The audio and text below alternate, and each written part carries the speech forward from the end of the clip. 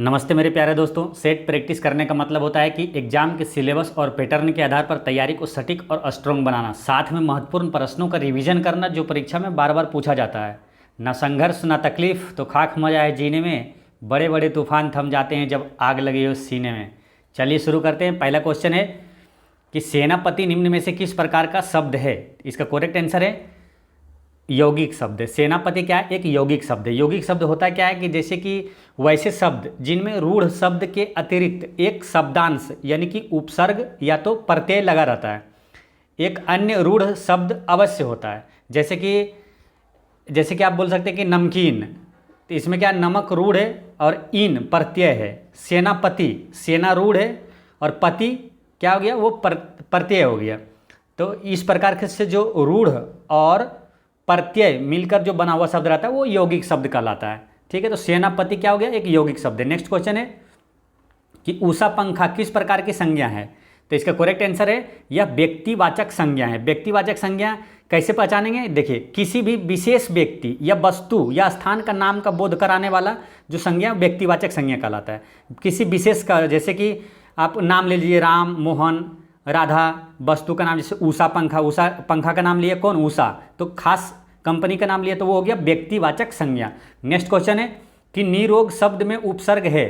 तो इसका correct answer है नी। निरोग में उपसर्ग क्या? नी है। देखिए, उपसर्ग मतलब होता है कि जो पहले शब्द के पहले लगता है, जैसे यहाँ लगा नी, है ना, नी, ये उपसर्ग हो गया।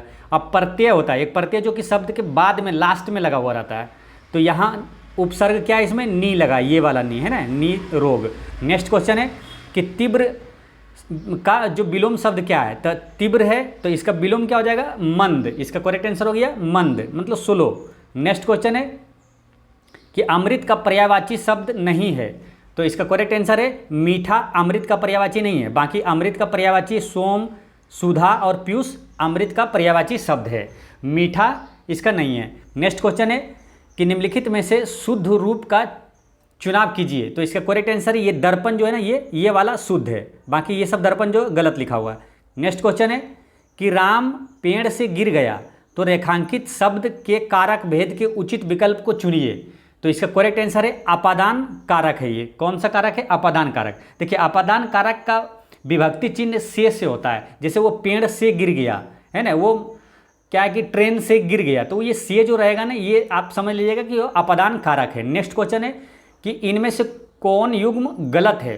तो इसका करेक्ट आंसर है बहन, बहने ये गलत है। बाकी ये गाड़ी, गाड़ियाँ ये सही है, ठीक है, और ये घोड़ा, घोड़े ये सही है, वस्तु, वस्तुएं ये सही है, ठीक है। देखिए, बहन, बहने में क्या अनुसार यहाँ रहना चाहिए, बहने में यहाँ नौ में अनुसार, नौकर अनुसार रहना चाहिए था। नेक्स्ट क्वेश्चन है कि स्वर संधि कितने प्रकार के होते हैं।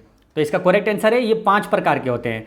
वो 5 प्रकार के स्वर संधि कौन कौन सा है? दीर्घ, गुण, वृद्धि, यन तथा अयादि, ये 5 प्रकार के हैं। नेक्स्ट क्वेश्चन है जो दूसरों का उपकार माने, तो उसे क्या कहते हैं? उसे वो कहा जाता है कृतज्ञ। वो व्यक्ति कृतज्ञ है, वो दूसरों का उपकार मानता है, कृतज्ञ। नेक्स्ट क्वेश्चन है कि which one of the following is the correct sentence. इसमें करेक्ट सेंटेंस कौन सा है? जैसे ही does not now to write, मतलब इस सेंटेंस के कहने का हिंदी ये है कि वह नहीं जानता है कि कैसे लिखा जाता है। तो इसका करेक्ट आंसर होता है ही डज नॉट नाउ। ऐसे भी ध्यान रखना है कि जिस वाक्य में ना नाउ, नोट नाउ लगा रहे तो वहाँ हाउ टू V1 लगता है, हाउ टू वर्ब का पहला रूप लगता है। जैसे ही डज नॉट नाउ, वह नहीं जानता है कि हाउ टू राइट, वो कैसे लिखा जाता है। इसका करेक्ट सेंटेंस है option number B. Next question है क्वेश्चन नंबर 12 कि the book Merchant of Venice was written by, यानी एक बुक है मर्चेंट ऑफ वेनाइस, ये किसके द्वारा लिखा गया है? तो इसका करेक्ट आंसर है विलियम शेक्सपियर के द्वारा लिखा गया है। नेक्स्ट क्वेश्चन है कि मैकबेथ वाज कैरेक्टर इन, तो मैकबेथ जो कैरेक्टर है ये किस में था? तो ये है इसका शेक्सपियर के ड्रामा में एक मैकबेथ जो रोल किया हुआ था। नेक्स्ट क्वेश्चन है कि व्हाट डज ईजी इंडिकेट। जो ईजी है ना, ई.जी. लिखते हैं, तो इसका क्या है? कभी देखते हैं ना कि जैसे के बदले फॉर एग्जाम्पल के रूप में लिखते हैं ईजी। वही पूछ रहा है कि ईजी क्या दर्शाता है, तो एग्जाम्पल है ना, फॉर एग्जाम्पल के लिए इसका यूज करते हैं। नेक्स्ट क्वेश्चन है कि ओडे इज क्या है? ये एक क्या मालूम? ओडे एक लय होता है, मतलब कि एक छोटा, इसका हिंदी होता है छोटा गीत या गान, ठीक है। इसका करेक्ट आंसर एक लिरिक पोयम है ना, a lyric poem. Next question है the antonyms are the word of, तो इसका करेक्ट आंसर है ऑप्शन नंबर बी। मतलब क्या, एंटोनिम मतलब क्या होता है, अपोजिट बताना है, अपोजिट। दोस्तों जो लास्ट में जितने भी मैथ और रीजनिंग है उसका भी हम लोग सॉल्यूशन करेंगे।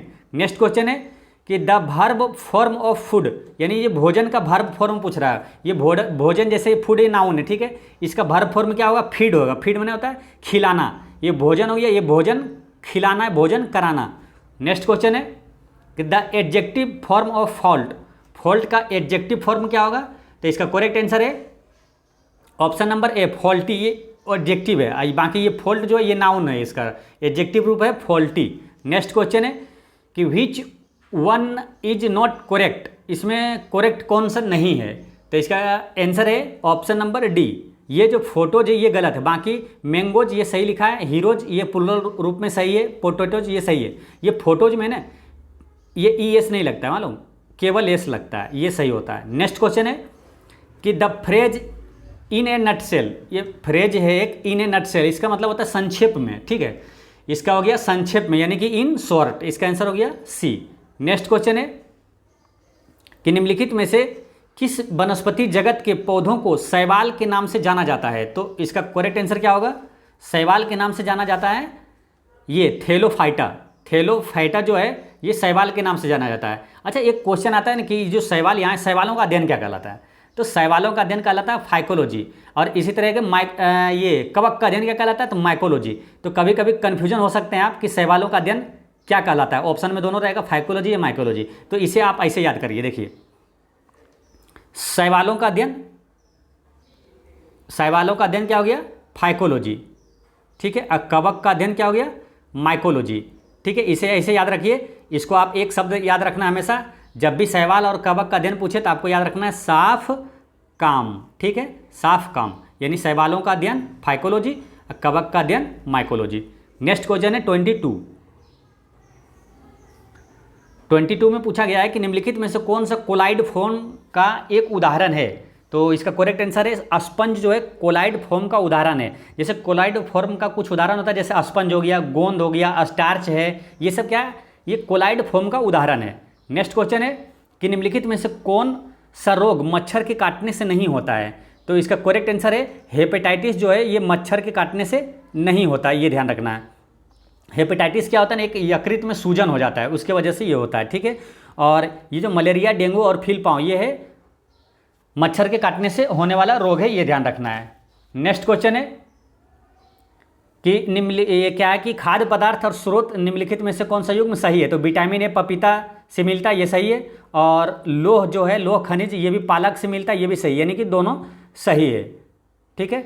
और यहाँ विटामिन की बात हुई है तो एक क्वेश्चन याद रखना है, आपको ध्यान रखना है, पूछा जाता है कि विटामिन की खोज किसने किया, तो कई लोग ये ध्यान रखते हैं फंक ने किया, लेकिन ये ध्यान रखना है यहाँ आपको कि विटामिन की खोज हॉपकिंस ने किया था, ठीक है, उसका नामकरण फंक ने किया, ये ध्यान रखना है। विटामिन की खोज हॉपकिंस ने किया, ठीक है, हॉपकिंस, और उसका नामकरण किया था फंक ने। नामकरण किसने किया, फंक ने, ये ध्यान रखना है, ठीक है। और विटामिन क्या हो गया, विटामिन की खोज हॉपकिंस और नामकरण फंक ने किया था। विटामिन ए का रासायनिक नाम क्या है, तो विटामिन ए का रासायनिक नाम रेटिनोल है, और विटामिन ए की कमी से कौन सा रोग होता है, रतौंधी होता है, ये पूछा जाता है। नेक्स्ट क्वेश्चन है कि किसी मोमबत्ती के ज्वाला के पूर्ण दहन के बाह्य क्षेत्र का रंग कैसा होता है, तो इसका करेक्ट आंसर है वो नीला होता है, ये ध्यान रखना है। और एक क्वेश्चन ये पूछा जाता है कि मोमबत्ती का पिघलना कौन सा है क्रिया है, तो एक भौतिक क्रिया, ये ध्यान रखना है, ठीक है, और मोमबत्ती का जलना एक रासायनिक क्रिया है। नेक्स्ट क्वेश्चन है कि निम्नलिखित में से कौन सा एक बहिर्जनित बल है, देखिए बहिर्जनित बल, इसका पहले आंसर जानिए, इसका करेक्ट आंसर है पवन, ठीक है, बहिर्जनित बल है पवन। बुक में इसका आंसर गलत दिया हुआ है, लेकिन इसका सही आंसर है पवन, ठीक है। देखिए कैसे, देखिए एक होता है बहिर्जनित जल, बहिर्जनित बल मतलब होता है वे शक्तियाँ जो अपनी शक्ति पृथ्वी के बाहरी भाग से प्राप्त करता है, ठीक है, बाहरी भाग से प्राप्त करता है, वो बहिर्जनित बल कहलाता है, ठीक है। और एक है अंतर्जनित बल। अंतर्जनित बल होता है वैसी शक्तियाँ जो अपनी शक्ति है ना वायुमंडल के ये पृथ्वी के भीतर से जो घटनाएं होती है, अंतर्जनित बल के बारे में बता रहे हैं कि अंतर्जनित बल होता है कि पृथ्वी के अंदर उत्पन्न होने वाले दबाव के कारण उत्पन्न होता है ये बल, ठीक है, जैसे भूकंप, ठीक है, ज्वालामुखी, भूस्खलन, ज्वालामुखी, ये सब क्या है, अंतर्जनित बल है, और बहिर्जनित बल है पवन। नेक्स्ट क्वेश्चन है, निम्नलिखित में से कौन सा पौधों में प्रजनन का अलैंगिक रूप नहीं है?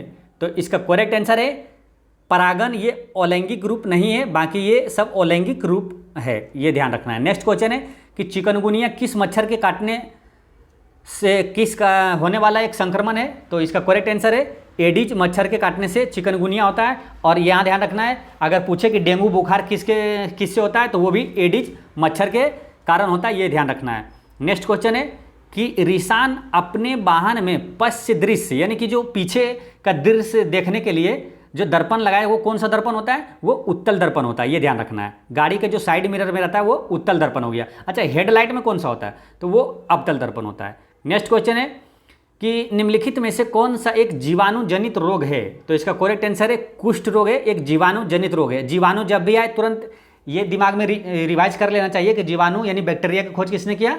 ल्यूवेनहॉक ने किया था। नेक्स्ट क्वेश्चन है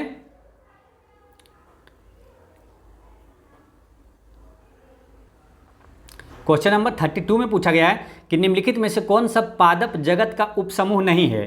तो इसका करेक्ट आंसर है हेमिकोर्डेटा, जो है ये पादप जगत का उपसमूह नहीं है। बाकी ये जो टेरिडोफाइटा है, एंजियोस्पर्म, थैलियोफाइटा, ये पादप जगत का उपसमूह है। नेक्स्ट क्वेश्चन है कि अनंत की माँ ने उसे रात में पेड़ों के नीचे नहीं सोने की सलाह दी क्योंकि पेड़ रात में क्या छोड़ते हैं? कार्बन डाइऑक्साइड छोड़ते हैं, ये ध्यान रखना है। दिन में क्या? ऑक्सीजन छोड़ते हैं। नेक्स्ट क्वेश्चन है 34 में ये पूछा गया आपसे कि सोडियम का जो परमाणु द्रव्यमान कितना होता है? तो इसका करेक्ट आंसर है 23 होता है। सोडियम का परमाणु द्रव्यमान कितना होता है? 23। अब परमाणु संख्या कितना होता है? 11। नेक्स्ट क्वेश्चन है कि सिलिकॉन डाइऑक्साइड मुख्यतः निम्नलिखित में से किस में पाया जाता है? तो इसका करेक्ट आंसर है यह बालू में पाया जाता है। नेक्स्ट क्वेश्चन है कि सामान्य दूध का पीएच मान कितना होता है? तो इसका करेक्ट आंसर है 6.7 से 6.9 तक सामान्य दूध का पीएच मान होता है। अच्छा, एक क्वेश्चन ये पूछा जाता है कि पीएच जो है, इसका पीएच का आविष्कार किसने किया? तो सोरेनसन ने किया, ये ध्यान रखना है। अब पीएच का फुल फॉर्म क्या आता है? Power of hydrogen. Next question है कि निम्नलिखित में से किस प्रक्रिया द्वारा हम दो मिश्रणीय द्रवों को अलग कर सकते हैं? तो आसवन विधि द्वारा हम दो मिश्रणीय द्रवों को अलग कर सकते हैं। नेक्स्ट क्वेश्चन है कि भारतीय संविधान के निम्नलिखित अनुच्छेदों में से कौन सा राष्ट्रपति के क्षमादान के अधिकार से संबंधित है? तो इसका करेक्ट आंसर है अनुच्छेद 72 में राष्ट्रपति क्षमादान शक्ति प्राप्त है। ठीक है। अच्छा, राष्ट्रपति का पद किस अनुच्छेद में है? तो अनुच्छेद 52 में है। ठीक। और राष्ट्रपति पर महाभियोग किस अनुच्छेद में? तो अनुच्छेद 61 में। ये काफ़ी तीनों महत्वपूर्ण है। राष्ट्रपति का पद अनुच्छेद 52 में, राष्ट्रपति पर महाभियोग अनुच्छेद 61 में, और राष्ट्रपति क्षमादान करता है अनुच्छेद 72 के तहत। नेक्स्ट क्वेश्चन है कि किस राज्य की सीमा भूटान से नहीं मिलती है? तो इसका करेक्ट आंसर है ये मेघालय की सीमा भूटान से नहीं मिलती है। देखिए, कभी आपसे पूछ ले फिर दूसरा ऑप्शन में दे दे कि ऑप्शन में बिहार दे दे या तो महाराष्ट्र दे दे, कौन सा नहीं मिलती, तो आपको याद ये रखना है कि भूटान से सीमा कौन कौन सा राज्य का लगता है। ठीक है, तो 4 राज्य का लगता है, और उसे याद कैसे रखना है? ये देखिए, बंगाल, अरुणाचल प्रदेश, सिक्किम और असम का लगता है। इसे याद ऐसे रखना है। देखिए, इसमें एक लाइन बोलना है कि बंगाली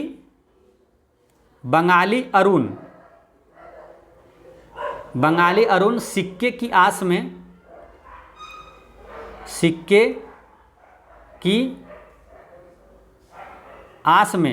भूटान आया।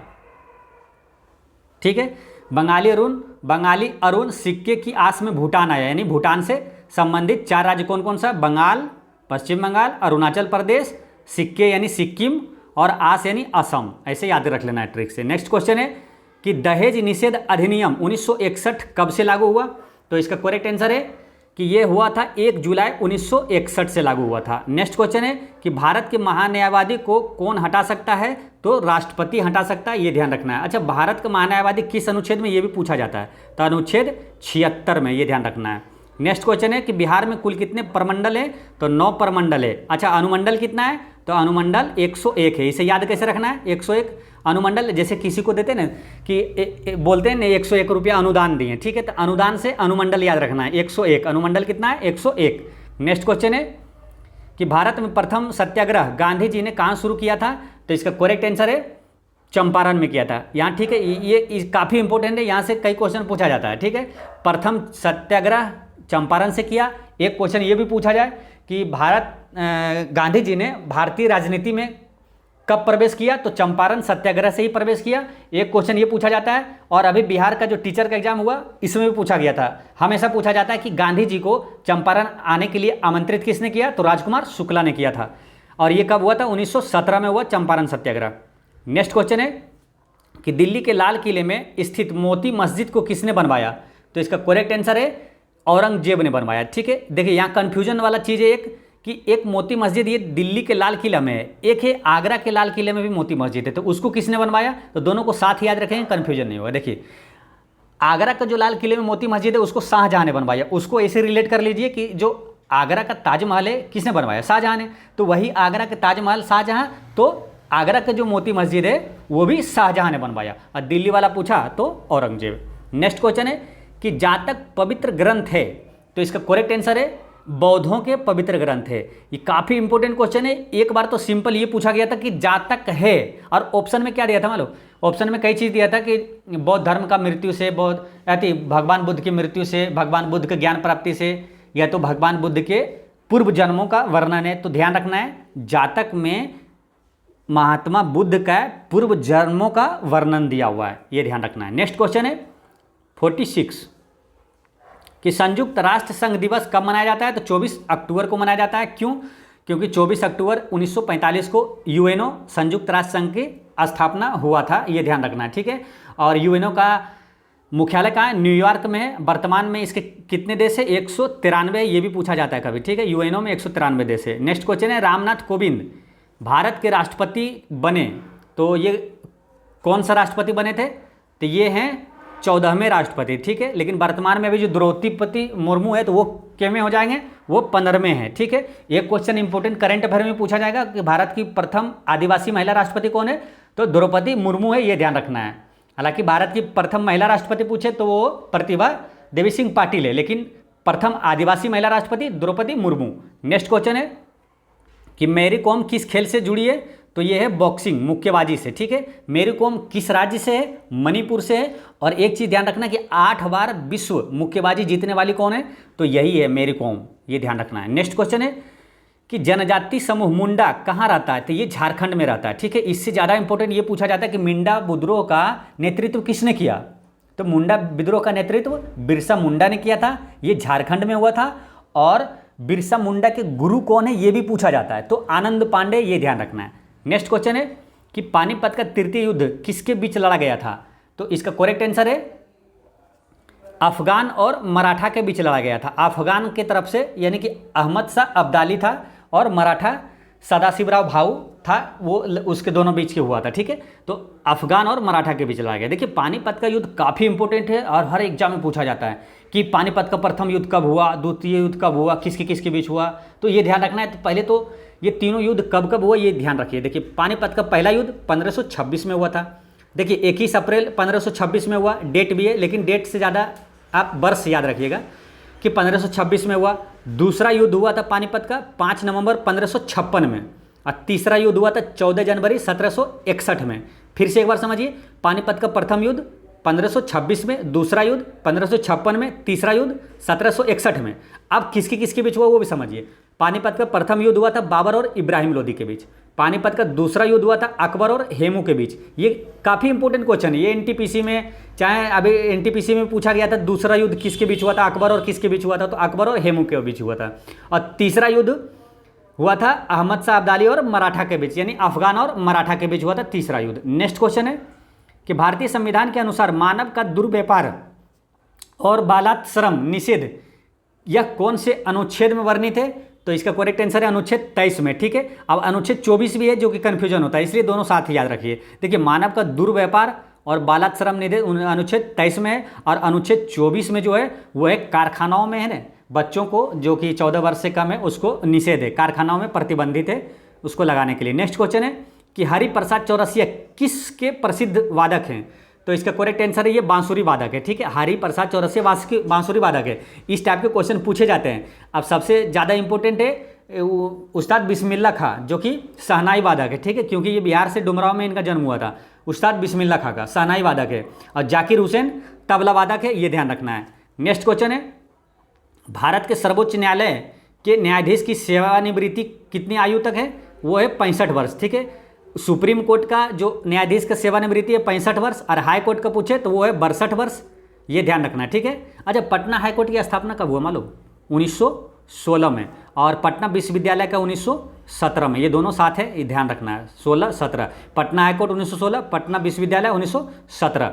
नेक्स्ट क्वेश्चन है कि हमारे राष्ट्रीय प्रतीक अशोक चक्र में कितने आ रहे हैं? तो 24 है, ठीक है। राष्ट्रीय प्रतीक में 24 चक्र है। और एक क्वेश्चन ये पूछा था कि राष्ट्रीय जो तिरंगा है उसका जो रेशियो अनुपात कितना है? तो चौड़ाई और लंबाई अनुपात ये है 2:3।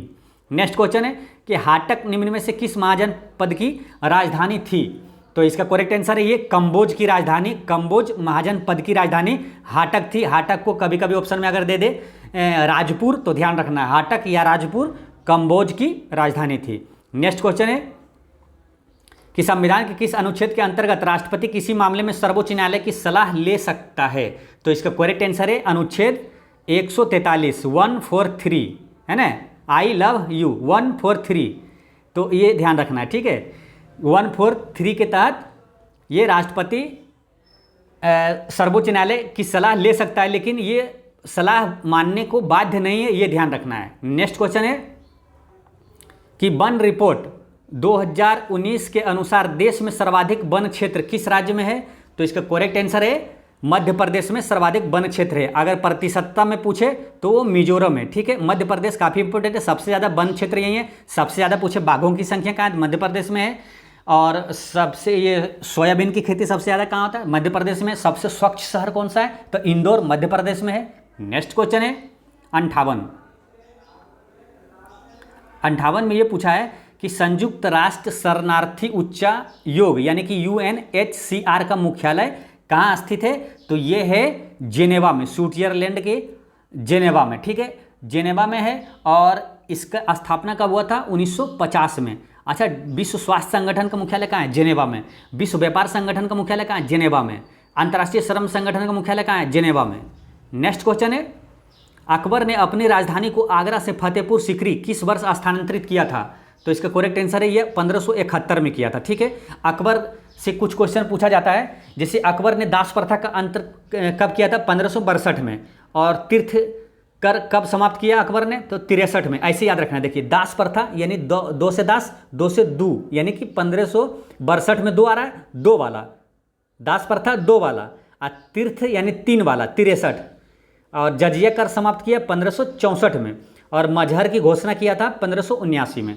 नेक्स्ट क्वेश्चन है कि लोकसभा में गणपूर्ति के संबंध में कौन सा कथन सही है? तो लोकसभा में गणपूर्ति का मतलब क्या होता है कि जितने जो सदस्य है, कुल सदस्यों का 1/10 जब उपस्थित रहेगा तभी लोकसभा की कार्यवाही होगी, नहीं तो नहीं होगा। यही होता है गणपूर्ति। तो वो होता है स्पीकर सहित कुल सदस्यों की संख्या का 1/10। नेक्स्ट क्वेश्चन है, लोक लेखा समिति के अध्यक्ष की नियुक्ति कौन करता है? तो ये करता है लोकसभा के स्पीकर, ये ध्यान रखना है, ठीक है। अब लोक लेखा समिति में कितने सदस्य होता है मालूम है? तो वो होता है 22 सदस्य, ठीक है।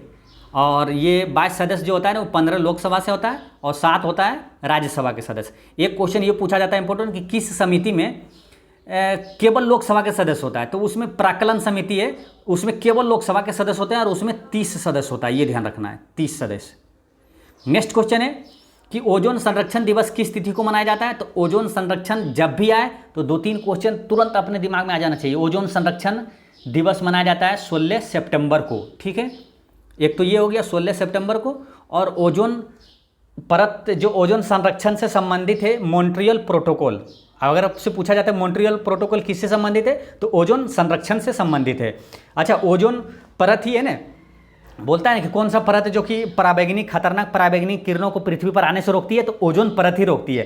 एक क्वेश्चन आता है ओजोन परत किस मंडल में है? तो उसके ठीक नीचे जो समताप मंडल है, तो समताप मंडल में ही ओजोन परत है। नेक्स्ट क्वेश्चन है कि निम्नलिखित में से कौन सा दर्रा शिमला को तिब्बत से जोड़ता है?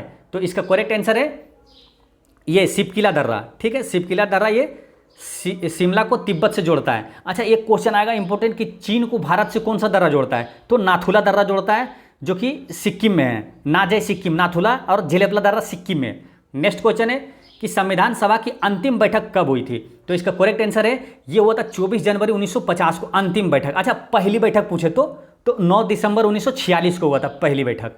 नेक्स्ट क्वेश्चन है कि किस वर्ष गोवा भारत संघ का राज्य बना, तो इसका करेक्ट आंसर है 1987 में गोवा भारत संघ का राज्य बना था। और क्यों राज्य बना था, 25वां राज्य बना था। अब गोवा से एक क्वेश्चन और भी पूछा जाएगा कि क्षेत्रफल की दृष्टि से सबसे छोटा राज्य कौन सा है, तो वो गोवा है, ध्यान रखना है। क्षेत्रफल की दृष्टि से सबसे बड़ा राज्य तो राजस्थान है, लेकिन सबसे छोटा गोवा। नेक्स्ट क्वेश्चन है कि भारत में पिछड़ा वर्ग को परिभाषित करने, सूची बनाने एवं उसकी समस्या को जानने के लिए आयोग बनाने से संबंधित प्रावधान भारतीय संविधान के किस अनुच्छेद में है, तो इसका करेक्ट आंसर ये अनुच्छेद 340 में, ये ध्यान रखना है। नेक्स्ट क्वेश्चन है कि सर्वोच्च न्यायालय ने 27% आरक्षण की घोषणा को कब वैध माना, तो इसका करेक्ट आंसर है ये 1992 माना। अच्छा, 1992 में ये 27% आरक्षण की घोषणा को वैध माना, ठीक है। लेकिन 1992 से कोई एक घटना है महत्वपूर्ण याद, तो मैं बताता हूँ। एक 1992 में एक क्वेश्चन आता है कि नेपाली भाषा को या तो मणिपुरी भाषा को संविधान की 8वीं अनुसूची में कब जोड़ा गया, तो 1992 में ही जोड़ा गया था, नेपाली, मणिपुरी और कोंकणी को, ठीक है। नेपाली, मणिपुरी, कोंकणी, इसे याद रखना है। नमक, नोमो को नमक, नेपाली, मणिपुरी, कोंकणी कब जोड़ा गया, 1992 में ही जोड़ा गया था। नेक्स्ट क्वेश्चन है कि निम्नलिखित में से किसने ब्रिटिश युग की केंद्रीय लेजिस्लेटिव असेंबली तथा स्वतंत्र भारत की संसद में अध्यक्ष का पद संभाला था, तो इसका करेक्ट आंसर है जीवी मावलंकर ने संभाला था, ठीक है। जीवी मावलंकर से एक इंपॉर्टेंट क्वेश्चन याद आ रहा है कि लोकसभा के प्रथम अध्यक्ष कौन थे, तो यही थे जीवी मावलंकर, बहुत इंपॉर्टेंट क्वेश्चन है। नेक्स्ट क्वेश्चन है कि डॉक्टर राजेंद्र प्रसाद को 9 अगस्त 1942 को गिरफ्तार करके जेल भेज दिया गया, कौन सा जेल भेजा, तो इसका करेक्ट आंसर क्या है, इसका करेक्ट आंसर हो जाएगा ये बांकीपुर जेल भेजा गया था, ठीक है। अच्छा, 9 अगस्त 1942 को एक चीज़ ध्यान रखना कि 8 अगस्त 1942 को ही भारत छोड़ो आंदोलन शुरू हुआ था और 9 को ही इसको गिरफ्तार करके बांकीपुर जेल भेज दिया गया था, ठीक है। अच्छा, गांधी जी को कौन सा कहाँ रखा गया था गिरफ्तार करके, तो गांधी जी और सरोजिनी नायडू को ये पूना के आगा खां पैलेस में रखा गया था, ये ध्यान रखना है। नेक्स्ट क्वेश्चन है कि भारत छोड़ो को नारा किसने दिया था, तो इसका करेक्ट आंसर है ये यूसुफ अली ने दिया था। भारत छोड़ो का नारा यूसुफ अली ने दिया था, भले बाद में विस्तार इसका गांधी जी ने कर दिया था, लेकिन एक क्वेश्चन ये ध्यान रखना, साइमन गो बैक का नारा भी इसी ने दिया था, यूसुफ अली ने ही दिया था।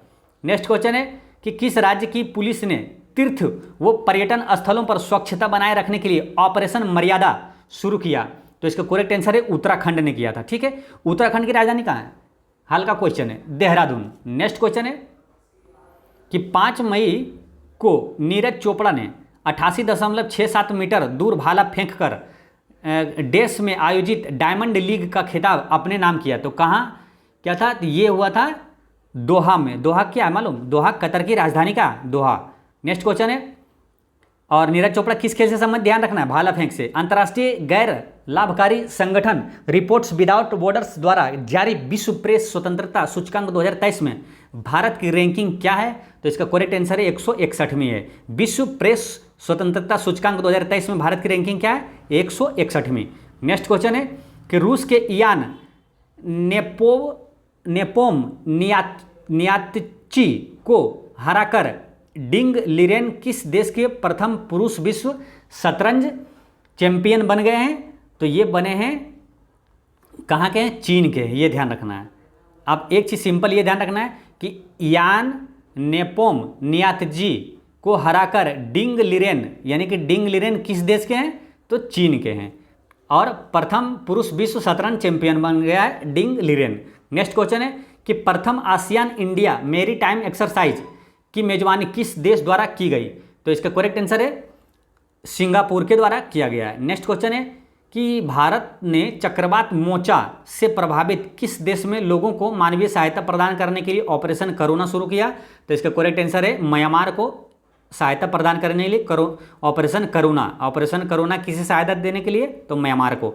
नेक्स्ट क्वेश्चन है कि हाल ही में किस राज्य के मिर्चा चावल को जीआई टैग प्रदान किया गया, तो इसका करेक्ट आंसर है बिहार के मिर्चा चावल को जीआई टैग दिया गया है। नेक्स्ट क्वेश्चन है कि निम्नलिखित में से कौन सा सुमेलित है, तो अनंत माहेश्वरी ये नास्कॉम के अध्यक्ष हैं, ये सही है, ठीक है। और मोहम्मद शहाबुद्दीन ये बांग्लादेश के राष्ट्रपति बने, ये भी सही है। और सेंटियागो पेना पराग्वे के राष्ट्रपति बने, ये भी सही है, यानी उपर्युक्त सभी। नेक्स्ट क्वेश्चन है 79 में कि हाल ही में 13वें भारत रत्न डॉक्टर अंबेडकर पुरस्कार 2023 से किसे सम्मानित किया गया है? तो इसका करेक्ट आंसर है योगी आदित्यनाथ को, यानी बुलडोजर बाबा यूपी के मुख्यमंत्री हैं, इनको भारत रत्न डॉक्टर अंबेडकर पुरस्कार 2023 से सम्मानित किया गया है। नेक्स्ट क्वेश्चन है कि देश का पहला राज्य देश बन गया है, यानी कि जहां पैदल चलने वालों के लिए चलने का अधिकार अर्थात राइट टू वॉक अधिकार चलने का अधिकार किस राज्य में मिला है? तो इसका करेक्ट आंसर है पंजाब में, ठीक है। पंजाब के सीएम कौन है अभी? भगवंत मान। पंजाब के राज्यपाल कौन है? बनवारीलाल पुरोहित।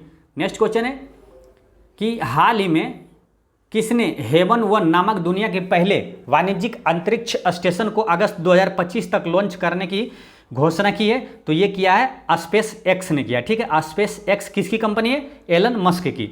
नेक्स्ट क्वेश्चन है कि हाल ही में प्रमोद भगत ने थाईलैंड पैरा बैडमिंटन अंतर्राष्ट्रीय टूर्नामेंट में कौन सा पदक जीता है? तो ये स्वर्ण पदक जीता है, ठीक है। ये जो है प्रमोद भगत, ये कहाँ का है मालूम है?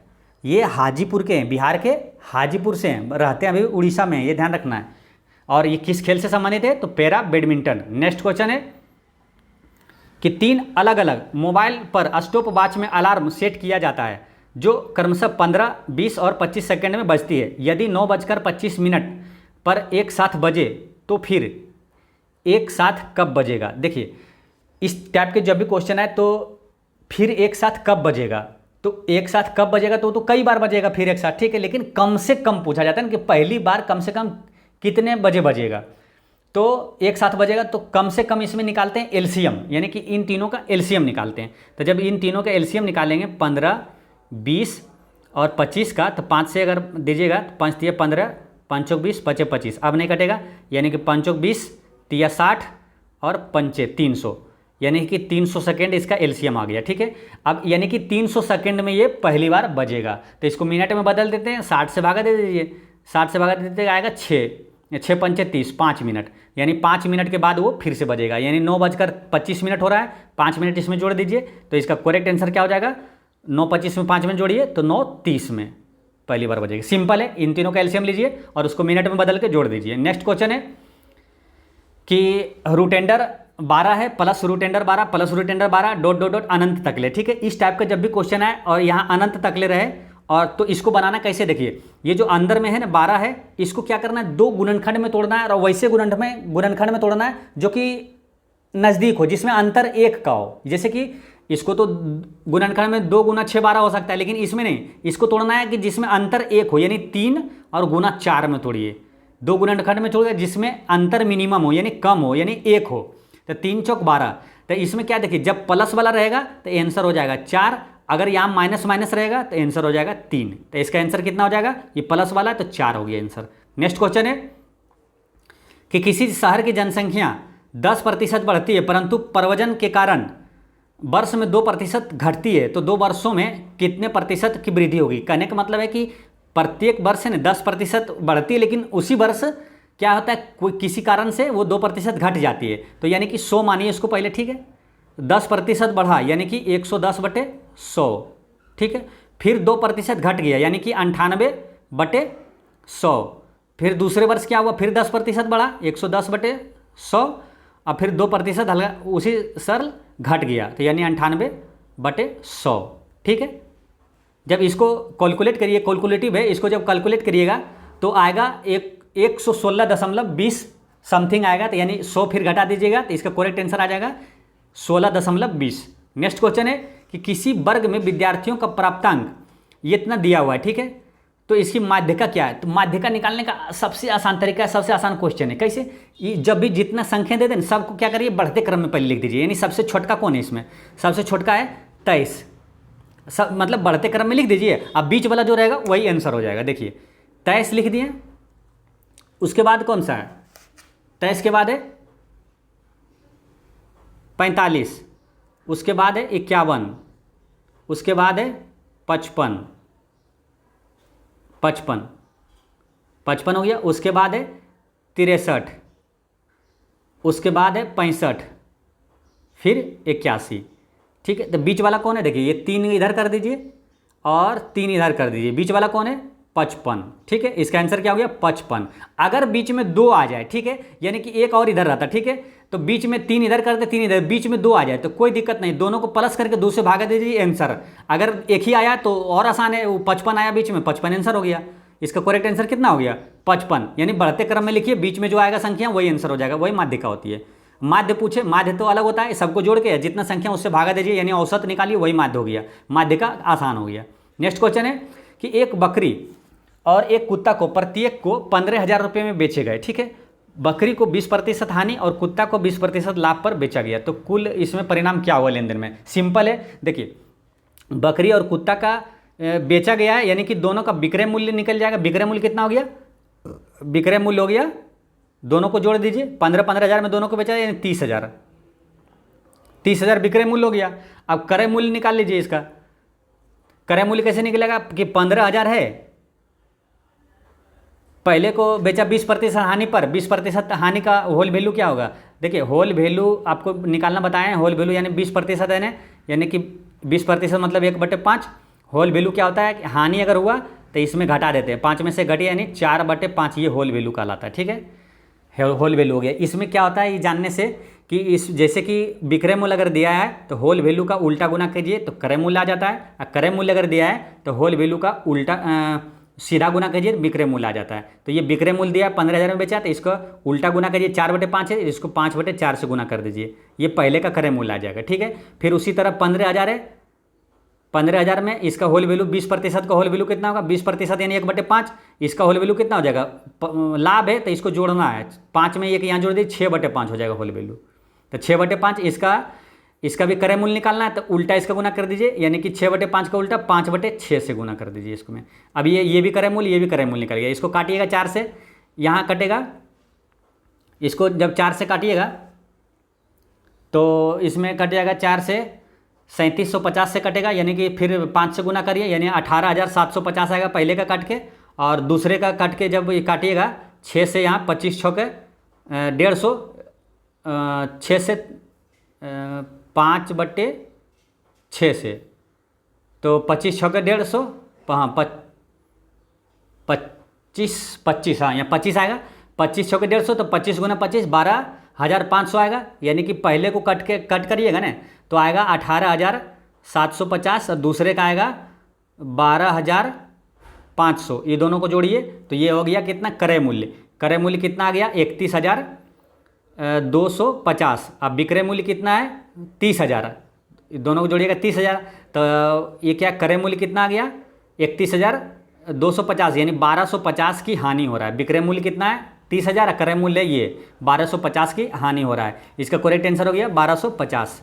दोस्तों कोई भी डाउट हो कमेंट में जरूर पूछिएगा, और एक अगर समझ में ना आए तो फिर एक बार वीडियो को बैक करके देखिएगा, समझ में आ जाएगा आसानी से। नेक्स्ट क्वेश्चन है, क्योंकि जो मैं बताता हूँ आसान तरीके से ही बताता हूँ। नेक्स्ट क्वेश्चन है कि प्रेम और आशीष एक साथ मिलकर एक काम को 20 दिन में पूरा करता है। ठीक है, उन्होंने एक साथ 15 दिन तक काम किया, फिर उसके बाद बोला उसके बाद आशीष ने काम छोड़ दिया, प्रेम ने शेष बचे हुए काम को 15 दिन में किया। तो शेष बचे हुए काम यानी शेष बचा कितना, पहले ये निकालते हैं। देखिए प्रेम और आशीष मिलकर 20 दिन में कर सकता है, तो एक दिन में कितना किया? 20, 1/20।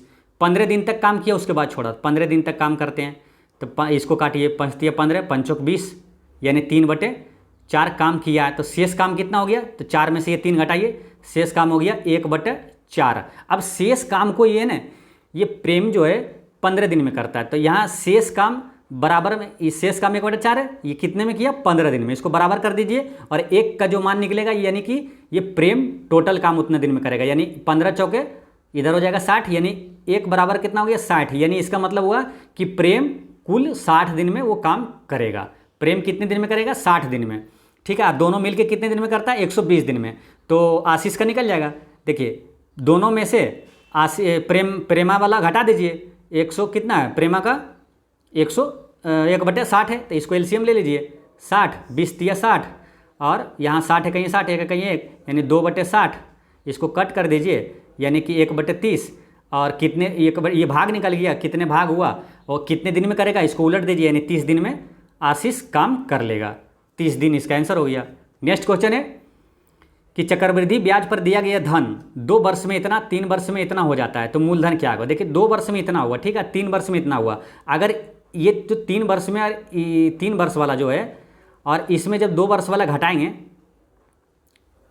तो ये क्या होगा, एक वर्ष का ब्याज निकल जाएगा ना, इसमें मूलधन भी घट जाएगा, ठीक है, जो और तो सिर्फ 1 वर्ष का जो ब्याज है ना वो बचेगा, यानी कि इसमें घटाएंगे तो 441 आएगा, ठीक है। ये 441 जो ब्याज मिला 1 साल में, जैसे 2 वर्ष में ये था, 3 वर्ष में ये, यानी कि अंतर करेंगे तो ये 2 से जो 3 हुआ, 1 ही वर्ष का है ना ये ब्याज, तो 1 वर्ष का ब्याज जो 441 मिला, ये किस पर मिला, तो ये मिला 88-20 पर मिला, है ना, इस पर मिला। तब इसमें 100 से गुना करके रेट तो निकाल सकते हैं ना आराम से, इससे 2 से कट गया, यानी 20 नीचे, यहाँ 5% हो गया क्या, रेट। अब रेट 5% निकल गया, अब इसमें निकालना है मूलधन। तब देखिए मूलधन निकालना है, तो ये देखिए ये मिश्र धन दिया हुआ है 88-20, ठीक है, और दर कितना है 5%, तो दर का जो है ना होल वैल्यू का उल्टा गुना कर देंगे तो मूलधन निकल जाएगा, क्योंकि ये मिश्र धन है, आगे वाला है, पीछे वाला निकालना है तो उल्टा गुना करेंगे, तो 5% का कितना हो जाएगा, होल वैल्यू 20, 5% का 1/20 होता है, होल वैल्यू कितना हो जाएगा 21/20, इसका उल्टा गुना कर देंगे 20/21, 2 वर्ष का ये है तो 2 बार गुना कर देंगे 20/21। अब देखिए 21 गुना 21 441, ये 441 से काटिएगा 2 बार में, यानी कि 2 और यहाँ 0 20, यानी 20 गुना 20 कितना हो जाएगा 8000, इसका आंसर कितना हो गया 8000। नेक्स्ट क्वेश्चन है कि 15 साल बाद गोलू की आयु 15 साल पहले की गोलू के उम्र से दोगुनी है, तो सिंपल इसमें क्या लिखते जाइए, समझ में आता जाएगा, बन जाएगा। बोला क्या है 15 साल बाद गोलू को आइए, तो गोलू हो गया ये 15 साल बाद, ठीक है, गोलू के आयु। फिर क्या बोलता है 15 साल पहले गोलू के आयु, यानी कि गोलू पहले माइनस 15 साल पहले गोलू की आयु के उम्र के से दोगुनी है, तो यहाँ 2 गुना कर दीजिए, तो यहाँ बराबर में क्या आ जाएगा कि 2 से यहाँ गुना करिए 2g और -30, ठीक है, ये 30 इधर यहाँ प्लस हो जाएगा 15 और 1g इधर आके 2g में घट जाएगा तो 1g बचेगा, यानी कि 1g बराबर 30 और 15 कितना हो गया 45, यानी कि g का गोलू का आयु कितना आ गया 45, गोलू का आयु है 45 आ गया। अब पूछा है क्या कि यदि आलोक गोलू से 30 साल छोटा है, 30 साल इसमें घटा दीजिए, तो आलोक की आयु कितना हो जाएगा 15 साल, आराम से बन गया। नेक्स्ट क्वेश्चन है कि यदि एक समबाहुभुज के आंतरिक कोण का मान इतना है तो इसकी कितनी भुजाएं होगी। देखिए एक चीज़ याद रखना है कि आंतरिक कोण अब प्लस बाह्य कोण, ठीक है, ये होता है 180, ठीक है 180, तो इसमें क्या है कि आंतरिक कोण 120 दिया है, तो बाह्य कोण कितना होगा, इसमें जोड़ के 80 पुराइए, 180 12 6 18, यानी कि 80 60 हो गया, बाह्य कोण कितना हो गया 60। और एक चीज़ ध्यान रखना, याद रखना हमेशा कि कोई भी बहुभुज हो उसके बाह्य कोणों का कुल योग 360 डिग्री होता है, हमेशा याद रखना, बाह्य कोणों का कोई भी बहुभुज हो उसके बाह्य कोणों का कुल योग है ना 360 डिग्री होता है। तो जब कुल योग 360 डिग्री है और एक बाह्य कोण है 60 डिग्री, इससे जब भागा देंगे तो भुजा की संख्या निकल जाएगा ना, 6 से इसमें भागा दे तो 6, यानी भुजाओं की संख्या कितना हो जाएगा 6। सिंपल में याद रखना है आंतरिक कोण और बाह्य कोण का योग होता है 180 डिग्री, आंतरिक कोण दिया हुआ था तो बाह्य कोण कितना हो जाएगा 180 में से 120 घटा दीजिए 60 डिग्री हो जाएगा, 60 डिग्री से 360 में भागा दे दीजिए तो वो भुजाओं की संख्या निकल जाती है। नेक्स्ट क्वेश्चन है कि ABC अगर तीनों का योग 0 है और तो AQ + BQ + CQ किसके बराबर होगा। एक चीज़ ध्यान रखना, एक सूत्र है, इससे क्वेश्चन पूछा जाता है। देखिए एक क्वेश्चन है सिंपल, सूत्र है, सूत्र से ही आंसर ये बन जाता है। इसका करेक्ट आंसर सिंपल है 3ABC। कैसे होता है देखिए, AQ + BQ + CQ - 3ABC बराबर, ये होता है सूत्र। देखिए इतना बराबर होता है A + B + C into A² + B² + C² - AB - BC - CA, ये इंटू में ही होता है पूरा, है ना ये, ठीक है। तो अब देखिए ABC बराबर 0 अगर दिया है यहाँ तो क्या होगा, ये पूरे 0 हो जाएगा, पूरे 0 हो जाएगा। तो फिर AQ + BQ + CQ बराबर क्या होगा, ये 3ABC माइनस में इधर चला जाएगा, यानी कि इसके बराबर क्या हो जाएगा 3ABC, तो वहीं से निकला है 3ABC। जब भी सिंपल में याद रखना है, अगर ABC तीनों का योग अगर 0 है तो यानी कि AQ + BQ + CQ बराबर 3ABC हो जाता है। नेक्स्ट क्वेश्चन है कि 2 क्रमागत संख्याओं का गुणनफल ज्ञात कीजिए जिनमें से पहली संख्या का 4 गुना दूसरी संख्या से 3 गुने से 10 अधिक है। सिंपल है कि दो क्रमागत संख्या पूछा था, यानी कि एक से तो क्रमागत यानी लगातार, तो एक हो जाएगा x + 1। अब बोला है कि जिनमें पहली संख्या का 4 गुना, यानी कि पहली का 4 गुना, ठीक है, दूसरी संख्या से 3 गुना, दूसरी संख्या से 3 गुना से 10 अधिक है, यानी कि 10 जोड़ दीजिए, बराबर कर दीजिए। अब इसको हल करिएगा, सिंपल निकल जाएगा, यानी कि 3 गुना इसमें करिए, मतलब सिंपल ये समीकरण जैसी बना तो वो तो आसान हो जाता है, ठीक है। यहाँ x बराबर निकल जाएगा आपका 13, तो एक हो जाएगा 13 और लगातार है तो एक हो जाएगा 14, तो दोनों का गुणनफल पूछ रहा है तो दोनों गुना करिएगा तो 182 आएगा। नेक्स्ट क्वेश्चन है कि 6 मीटर ऊंचाई का एक खंभा, ऐसे देखिए 6 मीटर ऊंचाई का एक खंभा जमीन से 2√3, ठीक है, लंबी छाया बनाती है। ये खंभा का छाया ये है, ये कितना है 6 मीटर ऊंची है, बनाती है। तो उस समय सूर्य का उन्नयन कोण ये होता है, उन्नयन कोण हो गया कितना बता रहा है, उन्नयन कोण क्या होगा, ये क्या होगा, ठीक है, उन्नयन कोण क्या होगा। तो सिंपल है, इसको टेन थीटा से निकालते हैं। टेन थीटा बराबर क्या होता है, देखिए ये लंब दिया हुआ है, आधार दिया हुआ है, तो लंब बटे आधार टेन थीटा में ही आएगा।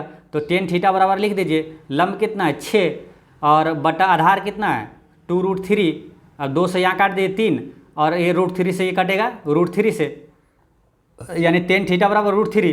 तो कितने बराबर होता है, थीटा बराबर √3 होता है, टेन 60 डिग्री बराबर √3 होता है ना, 60 डिग्री, टेन 60 डिग्री का मान होता है √3, तो 60 डिग्री हो गया। यहाँ थीटा का मान कितना हो जाए 60 डिग्री। नेक्स्ट क्वेश्चन है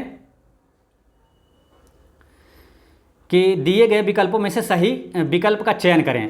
तो यहाँ देखिए ये 100 है, यहाँ 169 है, लग रहा है ना, सिंपल देखने से ये स्क्वायर है, वर्ग है किसी का, ये भी वर्ग है, ये 10 का वर्ग है तो 3 जोड़ के ये 13 का वर्ग कर दिया। उसी तरह यहाँ 16 वर्ग है किसका, 4 का, फिर 3 जोड़ के वर्ग निकाल दीजिए, तो 4 में 3 जोड़ेंगे कितना 7, 7 का वर्ग 49 हो जाएगा इसका आंसर। नेक्स्ट क्वेश्चन है कि किसी सांकेतिक भाषा में क्राइम को इतना लिखा है, देखिए सी को क्या किया +1, डी कर दिया, और आर को क्या किया है -1 किया है ना, 18 है तो यहाँ 17 किया है, -1, यानी एक प्लस एक माइनस हो रहा है। उसी प्रकार इसको भी एक प्लस करेंगे, बी का सी हो जाएगा, और एक माइनस करेंगे ओ का, माइनस करेंगे एन, फिर बी प्लस करेंगे बी, सी एन बी किस में है, सी एन बी यहाँ भी है और यहाँ भी है, पर ये दोनों तो नहीं होगा। उसके बाद क्या है, प्लस किए थे ए में, यहाँ प्लस, तो आर में माइनस करेंगे क्यू, क्यू किस में, यहाँ है सी में, इसका आंसर हो गया सी। नेक्स्ट क्वेश्चन है, इसमें क्या किया है, देखिए इसमें पूछ रहा है तो यानी कि ये दोनों को से समझेंगे क्या चीज़ है। देखिए इसमें क्या किया, 14 × 5 = 70, ठीक है, और 8 × 3 = 24, -24 कर दिया तो बराबर में आया 46, ठीक है, 46 उसका आधा करके यहाँ आधा कर दिया है तो 23 आया, ठीक है, 23 को यहाँ लिख दिया W। उसी प्रकार यहाँ 10 × 70, 70 में ये घटाया है 6 × 6 = 24 तो आया 46, 46 का आधा कितना होता है 23, यहाँ 23 लिख दिया। उसी प्रकार इसको भी हम लोग कर देंगे कि 8 × 6 = 48, 48 में ये घटाइए 12, 6 दूनी 12, तो कितना होगा 36, 36 का आधा करिए कितना होगा 18, 18 पर कौन आता है आर, ये आंसर हो गया सी। नेक्स्ट क्वेश्चन है कि इसमें क्या है कि शब्दकोश के अनुसार सजाना है, तो यानी कि ABCD के में मतलब सबसे पहले कौन सा आएगा वो सजाना है। तो के तो सब में है, के ए वाला ये नहीं, ये दोनों तो पहले होगा, बाकी के आई आर बाद में होगा, यानी कि 1 और 3 वाला होगा आंसर, ये दोनों नहीं होगा, ठीक है, 1 और 3 उसके बाद है कि ये दोनों में है। अब होगा कि पहले 2 आएगा पहले 4 आएगा, तो देखिए के आई है यहाँ के आर है तो पहले आई आता है तो पहले 2 वाला आएगा, आंसर ए हो गया। नेक्स्ट क्वेश्चन है कि किसी कूट भाषा में ROB को इतना लिखा गया है, तो इसमें क्या किया है सिंपल, और पोएम को इतना लिखा है। देखिए इसमें क्या किया, आर है ना पहला तो ये लास्ट में लिखा है, आर का जो 18 होता है ना ये लास्ट में लिखा है, और बी का जो है लास्ट में वो पहले लिखा है, बी का 2 होता है या 2 लिखा है। तो उसी प्रकार हम लोग इसको करेंगे, डी को, डी है लास्ट में तो उसको पहले लिखेंगे 4, 4 किस में, ऑप्शन में बी में, आंसर हो गया बी। नेक्स्ट क्वेश्चन है कि दी गई आकृति में कितने त्रिभुज है, तो इसमें गिनना है। तो जैसे इसको गिनना है, कैसे गिनने का तरीका है कि पहले एक साइड वाला एक टाइप का गिन लीजिए, जैसे इधर का गिन लीजिए, ठीक है, फिर बाद में ये वाला बीच वाला गिनेंगे। तो 1 2, देखिए 1 2 2 हो गया ये, और एक पूरा ये 3, तो फिर 3 इधर भी है 6 हो गया। अब देखिए 1 2 और ये फिर ये हो गया 3, 3 हो गया ये, फिर 1 2 और ये 3, 6 हो गया, और एक इधर से और एक इधर से, 8 8 और 8 ये कितना हो गया 16 16 और एक हो गया ये वाला देखिए 17, फिर एक ये 18 और 6 इधर था, है ना, 3 3 6 था इधर, 18 6 24 आंसर हो गया। दोस्तों इस तरह सटीक 100 MCQ होता है समाप्त। और कोई भी डाउट हो तो आप कमेंट में पूछिएगा। वीडियो कैसा